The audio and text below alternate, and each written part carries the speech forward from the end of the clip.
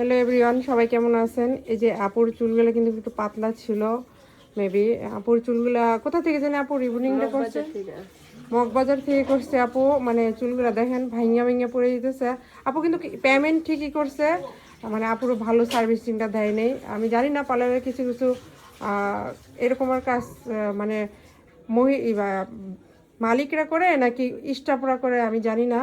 তবে একটু বুঝে শুনে কাজ করবেন চুলের ব্যাপার। আমাদের সার্ভিসিং আপুর খুবই ভালো লাগছে, এর জন্য আজকে স্প্রে করে দিলাম এবং ডায়মন্ড ফেসিয়াল করে দিলাম। আপু ফেসিয়াল স্পা কেমন হয়েছে? খুব ভালো হয়েছে, অনেক সুন্দর হয়েছে। থ্যাংক ইউ আপু। আরও কয়েকবার এসে আপু করে গেছে আমাদের থেকে, এখন সার্ভিসিং নিতেছে। তো যারা চুলের কাজ করবেন একটু সাবধানেই করবেন, আর ভালো প্রোডাক্ট দিয়ে করার চেষ্টা করবেন সবাই। আর এই যে এই পাশে ছোট দুটো আপু মানে করছে, ফেসিয়াল করছে।